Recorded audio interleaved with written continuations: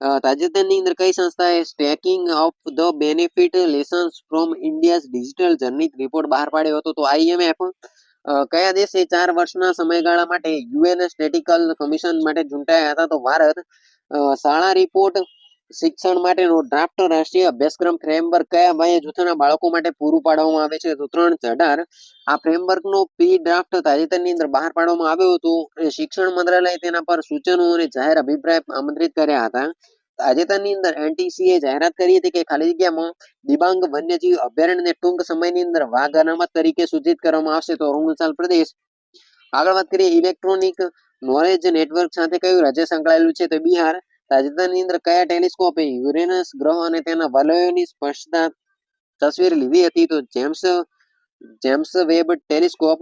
આગળ વાત કરીએ જ્યુસ મિશન જે તાજેતરની અંદર સમાચારમાં હતું તે કઈ સ્પેસ એજન્સી સાથે સંકળાયેલું છે? તો ESA. તે ગુરુ અને તેના ઉપગ્રહો કેલિસ્ટો, ગેનીમેડ અને યુરોપાની શોધ કરશે. આ સ્પેસ ક્રાફ્ટને યુરોપના સ્પેસ પોર્ટ ફ્રેન્ચ ગુરુ ગુઆનાથી સૌરમંડળના સૌથી મોટા ઉપગ્રહ પર મોકલવામાં આવશે.